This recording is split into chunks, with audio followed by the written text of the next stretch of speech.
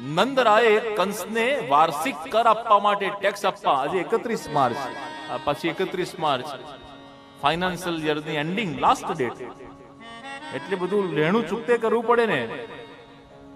હમણાં કોર્પોરેશન પણ બહુ ટેક્સ બધાને નોટિસો આવે છે તો ટેક્સ બધો ભરવો પડે. આપણે સારી ગટર વ્યવસ્થા જોઈતી હોય, સારો રોડ જોઈતો હોય. અને મથુરા નગર બહુ સરસ હતું તો મથુરા નગર ના રાજમાર્ગ અદ્ભુત હતા અને આ બધી વ્યવસ્થા હતી એટલે ટેક્સ પણ હતો, કર પણ હતો. અને એ કર આપવા માટે 31 માર્ચ છેલ્લી તારીખ હતી એટલે નંદ બાવા ગોકુળથી મથુરા પહોંચ્યા. પ્રભુને આ ગમ્યું નહીં કે હું આવી ગયો છું છતાં પણ અયોગ્ય વ્યક્તિનું પોષણ થઈ રહ્યું છે એટલે પૂતના આવી. અને આચાર્ય ચરણ શ્રી વલ્લભ કહે છે પૂતના પંચ સ્વરૂપા અવિદ્યા છે. 5 પ્રકારની અવિદ્યા એ પૂતના છે. એ રૂપ સુંદરીનું રૂપ લઈને આવે છે અને સુંદરતાથી બધા મોહિત થાય છે, સુંદરતાથી મોહિત થાય છે. પણ એની રહેલા અંદરના જે ગુણો છે એ બહુ મહત્વના છે. આપણે ક્યારે પણ કોઈ સ્વરૂપથી અંજાવવું નહીં. વ્યક્તિનો સ્વભાવ, એનું ચરિત્ર, એના વિચારો, એનો સ્વભાવ આ બધું બહુ જ ઇમ્પોર્ટન્ટ છે. ખાલી દેખાવ એકલો આકર્ષિત કરી શકે છે. જ્યારે જીવન સાથે જીવવું હોય તો પ્રામાણિકતા બહુ મહત્વની છે. જ્યારે જીવન સાથે જીવવું હોય, જીવનમાં સારા મિત્ર હોય ત્યારે દેખાવ દેખાતો નથી. વ્યક્તિનો સ્વભાવ, એનું ચરિત્ર, એનું કમિટમેન્ટ આ બધું બહુ જ મહત્વનું છે. અને મન મોતીને કાચ તૂટે પછી ક્યારે પણ સંધાતું નથી. પૂતના આવી રૂપ સુંદરીનું રૂપને અને આટલા ગોરાબેનને જોઈને વ્રજવાસીઓએ પૂછ્યું કે બેન, અમારા લાલાને રમાડવા આયા? બધા જ્યારથી લાલો આવ્યો ને ત્યારથી અલગ અલગ નગરમાંથી બધા લાલાને રમાડવા આવે છે. પૂતનાને સુંદરીના રૂપમાં જોઈ અને વ્રજવાસીઓને લાગ્યું કે આટલા સુંદર મહેમાન તો નંદ બાવાને ત્યાં જ આવે, જરૂર એમના કોઈ સગા સંબંધી હશે. અને પૂતનાએ પણ કહ્યું કે હા હા, હું લાલાને રમાડવા માટે આવી છું. અમારા નંદરાયને ત્યાં અષ્ટમીના રાત્રિએ લાલો પ્રગટ થયો છે અને અનેક સંતો મહંતો એના દર્શન માટે આવે છે. લાલાનું ઘર ક્યાં, નંદરાયનું ઘર ક્યાં? યમલાર્જુન નામના વૃક્ષ છે, એ જ નંદરાયનું નંદાલય. યમલાર્જુન વૃક્ષની નિશાનીએ પૂતના રૂપ સુંદરીનું રૂપ લઈ અને નંદાલયના આંગણામાં પહોંચી. નંદાલયની અંદર યશોદાજી આંગણામાં બહાર જ લાલાને બહાર પારણાની અંદર ઝુલાવી રહ્યા હતા. રૂપ સુંદરીને પ્રવેશ કરતા જોઈ યશોદાજી પણ આકર્ષિત થયા. યશોદાજીને પણ લાગ્યું કે નક્કી આ કોઈ નંદરાયના સગા સંબંધી હશે, હું ઓળખતી નથી. ઓળખતા નથી છતાં પણ એમણે આવકાર આપ્યો કે આવો આવો આવો. યશોદાજીને પૂતના મળી, લાલો ક્યાં છે? અરે આ રહ્યો પારણામાં, મને લાલો પધરાવો, હું તો લાલાને રમાડવા આવીશું. અને યશોદાજીએ પારણામાંથી લાલાને લીધો અને પૂતનાના હાથમાં આપ્યો. યશોદાજી કહે છે હું જલપાનની વ્યવસ્થા કરું. એટલે યશોદાજી ચોકમાંથી નંદાલયના રસોડામાં પ્રવેશ કરે છે. હવે પૂતના અને પ્રભુ બે એકલા પડ્યા. અને પૂતના અને પ્રભુ બે એકલા પડ્યા ત્યાં પૂતનાએ પ્રભુની સામે જોયું પણ પ્રભુએ આંખો મીચી દીધી છે.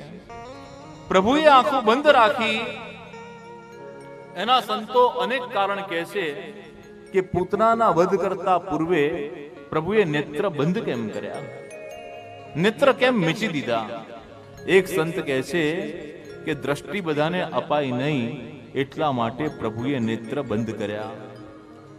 એક સંત કહે છે કે દ્રષ્ટિ, વૃષ્ટિ અને ટ્રસ્ટી આ ત્રણનો ભરોસો નહીં.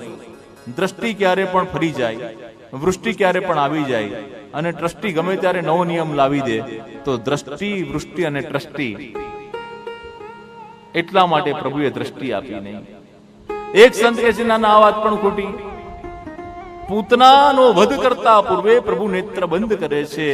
પ્રભુ વિચાર કરે છે, બિચારી અબડાનારી. કોઈ બળવાન સ્ત્રી આવ્યો હોત તો સારું, બિચારી સ્ત્રી આવી મારે સ્ત્રીથી ઉદ્ઘાટન કરવાનું. પણ યાદ રાખો પ્રિયજનો, રામાયણમાં સૌથી પહેલી તાડકા અને ભાગવતજીમાં સૌથી પહેલી પૂતના આવે છે. કારણ કે રાક્ષસી મૂળ તત્વ છે અને રાક્ષસી મૂળ તત્વમાંથી પ્રભુ એનો નાશ કરવા ઈચ્છે છે.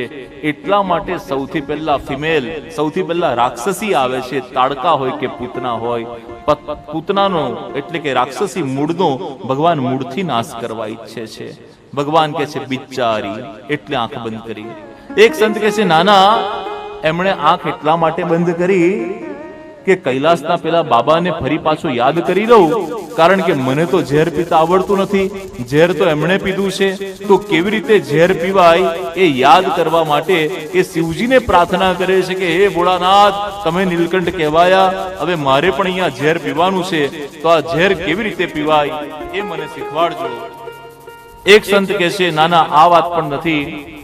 ભગવાન આંખ બંધ કરી અને વિચાર કરે છે કે માખણ મિશ્રી ખાવા મળશે એટલા માટે તો હું કનૈયો બનીને આવ્યો, પણ આ માખણ મિશ્રીની જગ્યાએ 4 દિવસનો થયો અને ઝેર પીવાનું આવ્યું. બહુ કડવું હશે, અને બહુ કડવું કંઈક ખવડાવવું હોય, પીવડાવવું હોય તો આપણે બાળકને શું કહીએ? આંખ બંધ કરીને ખાઈ જા, આંખ બંધ કરીને ગટગટાવી જા. તો આ કડવું ઝેર પીવાનું છે ને, એટલે ભગવાને આંખ બંધ કરી, તો મારાથી આ ઝેર ગટગટાવાશે. એક સંત કહે છે નાના, આ વાત પણ ખોટી. ભગવાન વિચાર કરે છે કે આ પૂતનાએ એવા તો કયા પુણ્ય કર્યા હશે કે એને હું મારી માનો દરજ્જો આપું છું. માં યશોદા અને માં દેવકી